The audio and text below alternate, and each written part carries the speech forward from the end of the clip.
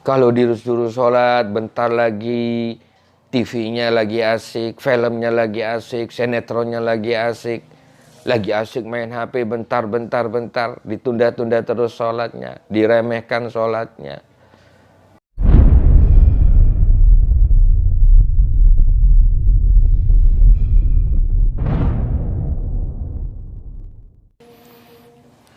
Assalamualaikum warahmatullahi wabarakatuh.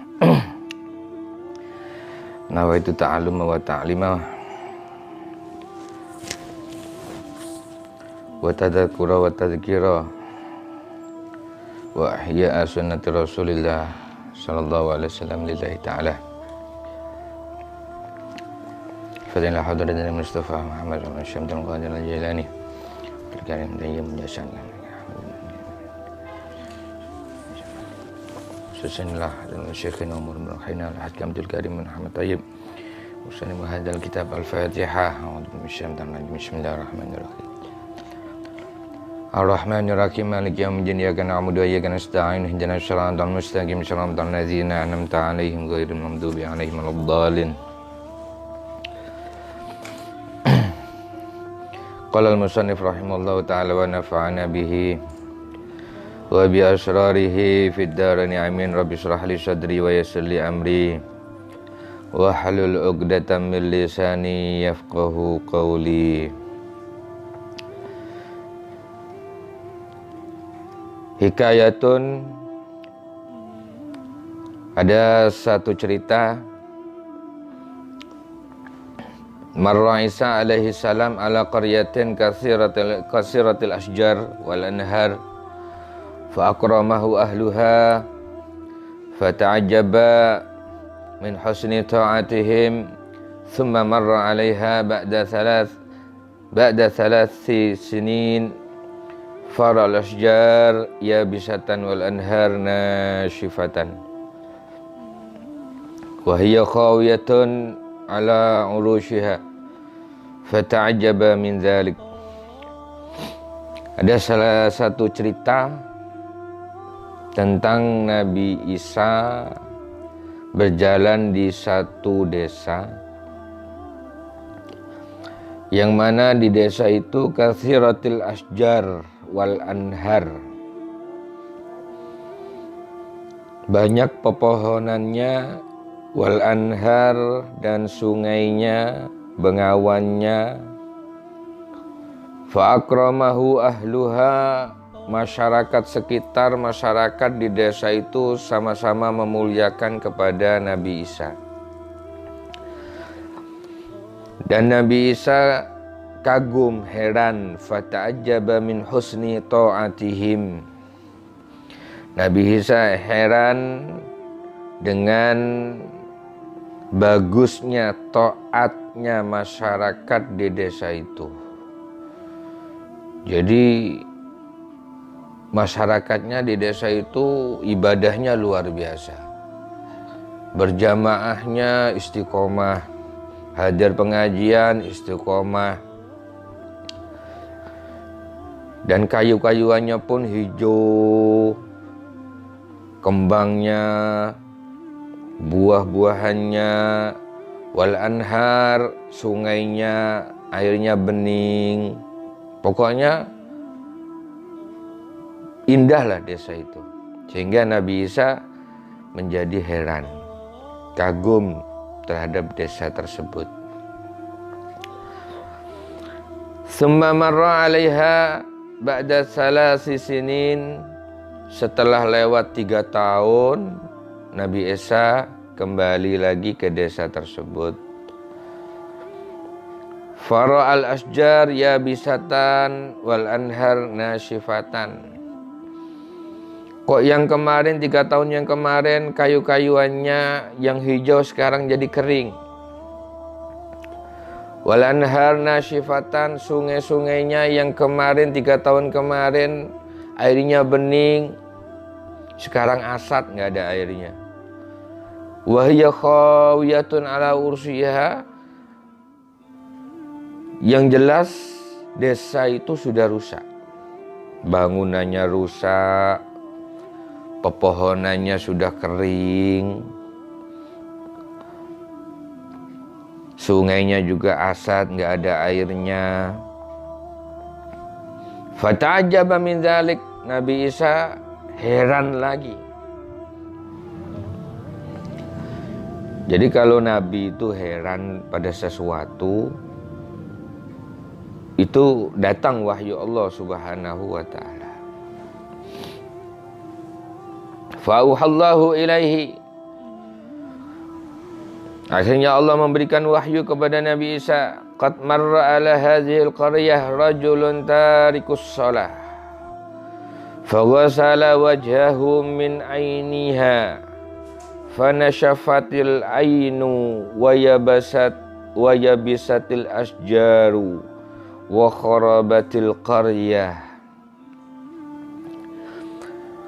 Allah memberikan wahyu kepada Nabi Isa. Nabi Isa, kenapa desa itu kok rusak? Ternyata ada orang laki yang meninggalkan sholat, dia berjalan di desa itu. Bahkan bukan hanya berjalan di desa itu, faghasala wajhahu min ainiha, dia basuh mukanya di mata sumber desa tersebut, atau berbasuh wajahnya di sungai desa itu, sehingga fanashafatil ainu, sehingga sumbernya menjadi sumpet, nggak keluar air lagi sehingga sungainya asat. Waya bisatil asjar, dan jadi kering itu daun-daun pepohonan di desa itu, semuanya jadi kering. Wa kharabatil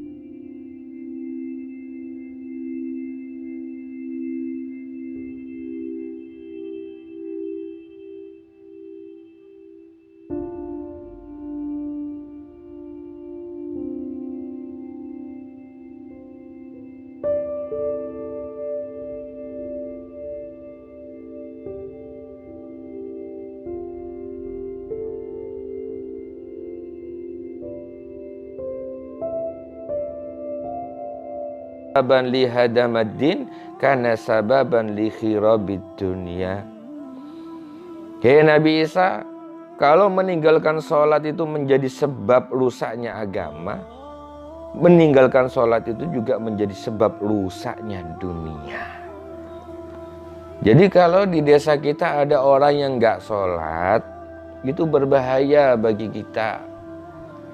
Karena dosanya orang yang meninggalkan sholat itu bukan hanya terkena pada dirinya yang meninggalkan sholat, tapi orang-orang sekitar kita, tetangga kita, saudara kita, itu terkena dosanya.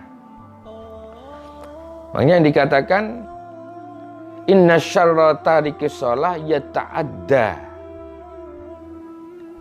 min sab'ina rajulan min ahlihi wa jiranihi. Sampai 70 orang terkena dosanya, terkena kejelekannya. Tetangga kita, saudaranya, juga terkena imbas dosanya orang yang meninggalkan sholat. Makanya kalau ada di desa kita orang nggak sholat, suruh tobat. Kalau nggak mau tobat, tetap aja nggak mau sholat, buang aja ke sungai, buang aja ke laut. Itu penyakit, bahaya. Kalau nggak mau sholat, disolati aja. Bahaya itu. Karena apa? Dosanya orang yang meninggalkan sholat itu luar biasa. Ada satu cerita tentang masalah orang yang meninggalkan sholat. Ada seseorang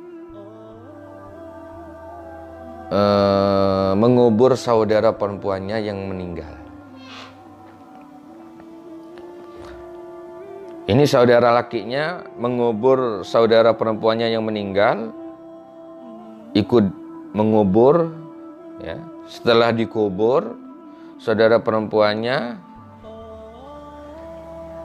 terus saudara laki ini pulang ke rumah. Di tengah jalan dia ingat bahwa dia membawa dompet. Ternyata dompetnya itu jatuh waktu mengubur adiknya yang sudah meninggal. Akhirnya dia niat kembali ke kuburan adiknya, yang tujuannya mau mengambil dompet yang jatuh, sehingga mau digali itu kuburan adik perempuannya.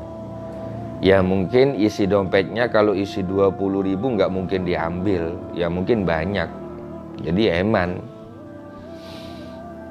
Udah kembali ke kuburan adiknya, terus mau digali, ternyata kuburan adiknya ini berkobar-kobar api. Berkobar-kobar api. Ternyata adiknya sudah disiksa oleh Allah di dalam kubur. Kaget ini saudara laki ini. Ya Allah, kenapa adik saya dibakar ini? Akhirnya pulang nangis, cerita kepada ibunya. Wahai ibu, saya datang ke kuburan adik saya yang mau mengambil dompet saya yang jatuh. Ternyata kuburan adik saya sudah dibakar. Adik saya disiksa di dalam kubur oleh Allah Subhanahu wa ta'ala. Ya ibu, apa yang telah diperbuat oleh adik perempuan saya sehingga disiksa seperti itu oleh Allah Subhanahu wa ta'ala? Sang ibu menangis. Akhirnya sang ibu cerita, iya nak, adikmu itu semenjak hidupnya, waktu hidupnya dia meremehkan sholat. Kalau disuruh sholat, bentar lagi TV-nya lagi asik, filmnya lagi asik, sinetronnya lagi asik main HP, bentar, ditunda-tunda terus sholatnya, diremehkan sholatnya. Itu perbuatan adik kamu waktu masa hidupnya. Ya Allah, ternyata hanya meremehkan, mengakhirkan sholat sudah dibakar oleh Allah di dalam kubur. Apalagi orang yang meninggalkan sholat. Jadi memang jelas maksiat itu merusak semuanya. Semua dirusak karena maksiat kepada Allah Subhanahu wa ta'ala. Yang mana orang yang berbuat maksiat kepada Allah ini tidak terasa kalau dirinya itu sudah dirusak oleh perbuatan maksiatnya sendiri. Kayaknya ada wa'lam annal ma'ashi hiya sumumun qatilatun muhlikatun.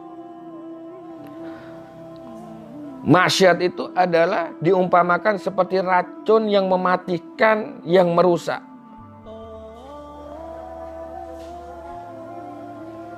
Wa hal ra'aita man yatanawalu ma samman ma'a ilmihi bikauni samman qatilan. Apakah kita pernah melihat seseorang yang memakan racun dirinya tahu kalau itu mematikan? Enggak.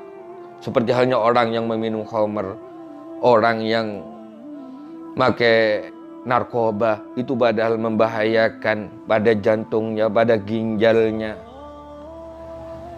pada lambungnya, merusak, menjadi penyakit pada dirinya yang bisa mematikan.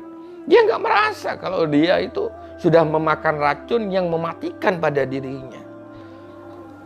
Makanya maksiat juga seperti itu. Kadang orang melakukan maksiat tidak merasa kalau maksiat itu merusak pada dirinya. Qala Al-Hasan Bisri dijawab, "Laulam yaznabil mu'min la tara fil hawa, walakinnallaha ta'ala qama'ahu bidzunub." Seandainya orang mukmin itu tidak mempunyai dosa, niscaya orang mukmin itu bisa terbang di awang-awang. Walakinnallaha ta'ala qama'ahu bidzunub, karena Allah mencegah orang mukmin tidak bisa terbang di awang-awang karena satu dosa. Seperti halnya ceritanya Nabi Sulaiman. Nabi Sulaiman bisa terbang ke awang-awang, dibawa oleh angin dengan permadaninya. waktu itu diturunkan oleh angin. Karena apa? Karena satu kesalahan Nabi Sulaiman apa? Ujub pada dirinya. Cuman ujub toh. Gawok pada dirinya karena bisa terbang di atas awang-awang. Cuman gitu aja, ujub. Ternyata ujub itu dosa besar. Sehingga diturunkan oleh angin Nabi Sulaiman. Nabi Sulaiman bertanya kepada angin, kenapa saya diturunkan wahai angin? Iya, karena saya taat pada sampean, karena sampean taat pada Allah. Karena sekarang sampean tidak nurut pada Allah, melarang perintah melakukan larangan Allah, yaitu ujub, jadi sampean saya turunkan. Jadi seperti itu. Jadi meninggalkan sholat itu juga maksiat. Malah maksiat terbesar kalau kita meninggalkan sholat. Karena sholat itu suatu ibadah yang luar biasa. Karena pertama kali yang akan ditanya besok di mahsyar, di akhirat, itu adalah sholat. Awwaluma yus'al as-sholat. Pertama kali yang ditanyakan amal perbuatan manusia itu adalah ibadah sholat. Bukan hajinya yang ditanya, bukan puasanya, bukan sodakohnya, bukan ibadah-ibadah yang lain, bukan zakatnya, bukan. Tapi sholat pertama kali yang akan ditanyakan. Bagaimana sholatmu?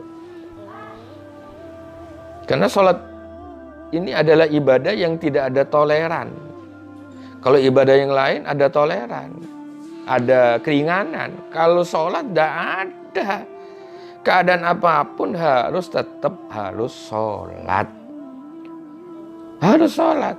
Kalau puasa karena perjalanan nggak kuat, boleh nggak puasa.